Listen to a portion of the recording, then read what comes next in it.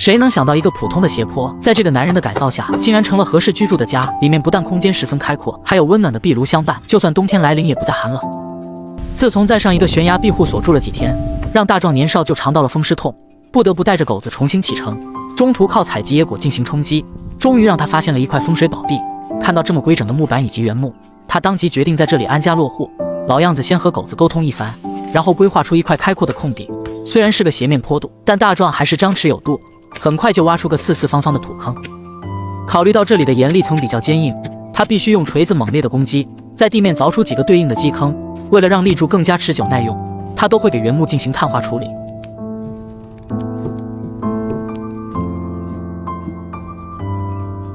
全部给烧成乌漆麻黑的模样，这样就可以将其放入基坑，底部再用石头进行填充。这就是庇护所的承重柱。大壮一连按了10几根，这也注定庇护所的面积不小。严谨的他都会用水平尺测量，确保底部的高度都要一致。考虑到今后还要爬上爬下，他3两下就做出来个木质木梯，再用斧子劈砍出对应的凹槽，然后将其精准地卡在立柱上，顶部再用10厘米长的钢钉进行加固。大壮一连按了3根顶梁柱，形成一面从高到低的坡度，而后找来一根品性纯良的树凶，二话不说直接进行沟通，将其包得一干二净以后，原木的一端还要凿出凹槽，这样就可以给顶部当做船子，一根根间隔着固定上去。这还没完，严谨的它每个角落都要用原木进行加固，形成一个稳定的4方框架。保险起见，底部再用龙骨进行固定。得益于大壮常年在外流浪，对于木屋的搭建颇有心得，无论是手法上的经验，还是对整体的构架，都有自己独特的见解。虽然没有设计的图纸，但每个步骤都了然于心。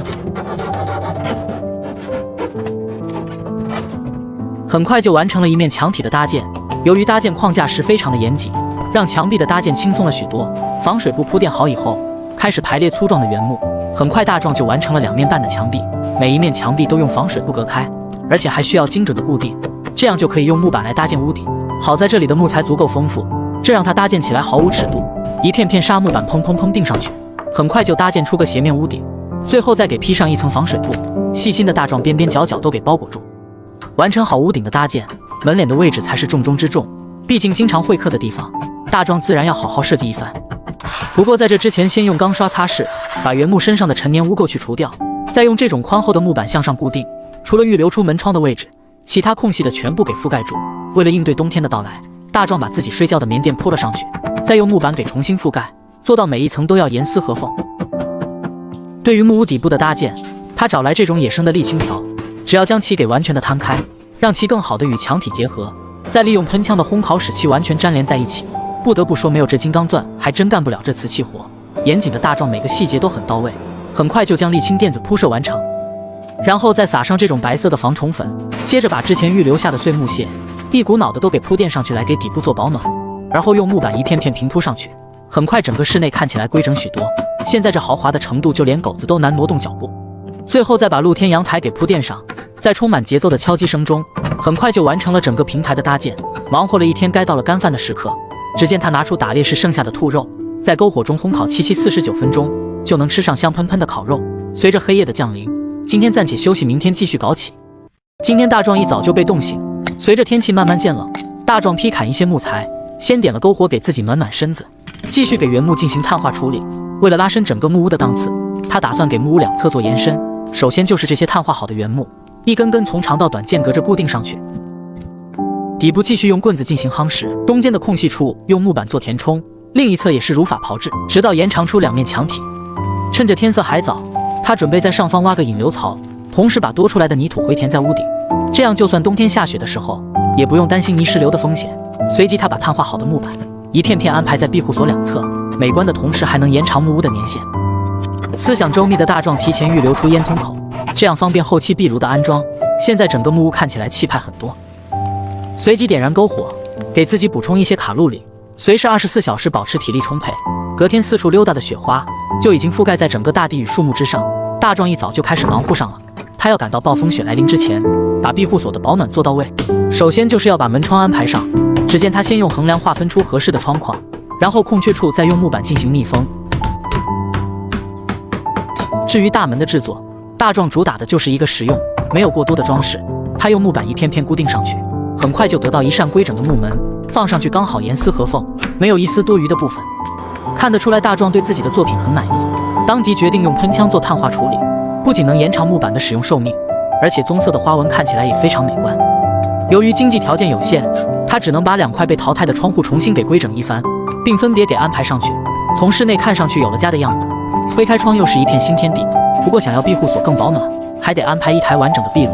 虽然看上去粗糙一些，但经过大壮的翻新改造，现在看上去精致很多。不过在安装壁炉之前，对于有着10年强迫症的他，每条缝隙都要用泡沫枪精准填充，这样才能最大程度上保持室内的温度。考虑到都是木质结构，大壮将裁剪好的铁皮铺满在整个角落来给庇护所做防护，这样就可以放心的安装上壁炉。而且烟囱口都要延长到1米开外，这才不会有一氧化碳中毒的风险。老样子点燃干柴烈火，